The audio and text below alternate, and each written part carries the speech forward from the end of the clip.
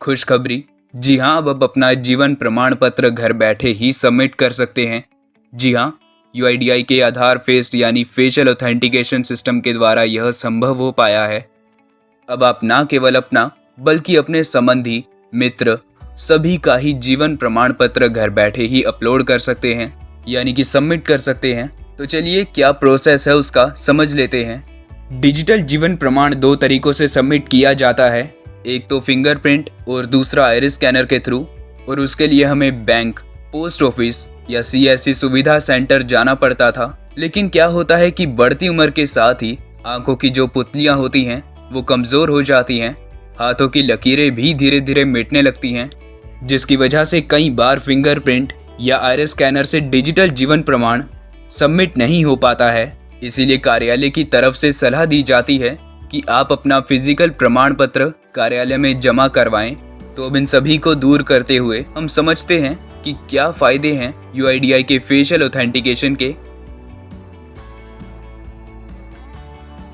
सबसे पहला फायदा है कि आप घर बैठे ही जीवन प्रमाण पत्र जमा करवा सकते हैं, और ना केवल अपना बल्कि रिश्तेदार, संबंधी, दोस्त किसी का भी जीवन प्रमाण पत्र आप जमा करवा सकते हैं। जो व्यक्ति अपने बच्चों या रिश्तेदार के साथ विदेश गए हुए हैं तो वो भी वहीं बैठे अपना जीवन प्रमाण पत्र जमा करवा सकते हैं, या वो व्यक्ति जिनके घर के आसपास बैंक, पोस्ट ऑफिस या सुविधा केंद्र नहीं है तो वो भी घर बैठे ही अपना जीवन प्रमाण पत्र जमा करवा सकते हैं। तो चलिए समझते हैं कि इसका प्रोसेस क्या है, कैसे आप इसे कर सकते हो। तो सबसे पहले आपको गूगल प्ले स्टोर से आधार फेस्ड अर्ली एक्सेस ये ऐप इंस्टॉल कर लेनी है। इसके बाद आपको गूगल पर जाना है और वहां लिखना है जीवन प्रमाण पत्र, और आपको ये वाली वेबसाइट ओपन कर लेनी है। यहाँ पर आपको अपना ईमेल और कैप्चर फिल कर देना है ताकि आप इसके डाउनलोड पोर्टल तक जा सके।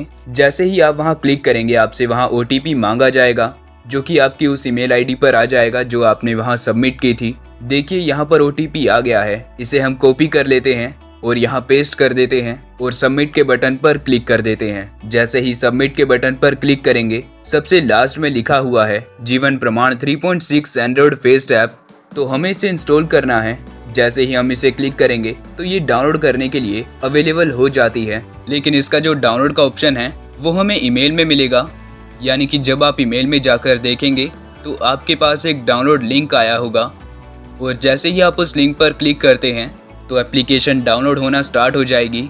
डाउनलोड करने के बाद हमें इसे इंस्टॉल कर लेना है। इंस्टॉल करने के बाद कुछ इस तरह का इंटरफेस आपके सामने आएगा, जिसमें सबसे पहला स्टेप जो हमारा होगा वो होगा रजिस्ट्रेशन का। देखिए एक बार अगर आप रजिस्ट्रेशन कर देते हैं तो आप किसी का भी जीवन प्रमाण पत्र जमा करवा सकते हैं। सबसे पहले हमें आधार नंबर डालना होता है, उसके बाद रजिस्टर मोबाइल नंबर। तो यहाँ पर मैंने अपनी डिटेल्स दे दी हैं, जिसमें आधार नंबर और मोबाइल नंबर डाला है, और अब जो ओटीपी है वो मेरे मोबाइल नंबर पर आ चुका है। और जैसे ही मैं उसे सबमिट करूंगा तो यहाँ पर ये मुझसे स्कैन के लिए परमिशन मांगता है। तो इस तरह से इसने मेरे फेस को स्कैन किया और रजिस्ट्रेशन सक्सेसफुल हो गया। तो अब हम पेंशन धारक का डिजिटल लाइफ सर्टिफिकेट जमा करके देखते हैं। तो सबसे पहले मैंने आधार नंबर एंटर किया और फिर मोबाइल नंबर एंटर किया। इसके बाद हम नेक्स्ट पर क्लिक करते हैं और सबमिट बटन पर क्लिक करते ही ये हमसे परमिशन मांगता है और फेस स्कैन के लिए बोलता है।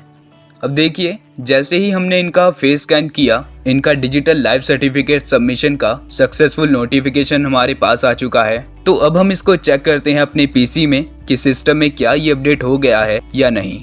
तो जी हाँ, बिल्कुल इनका जो डिजिटल लाइफ सर्टिफिकेट है वो ईपीएफओ के सिस्टम में अपडेट हो चुका है।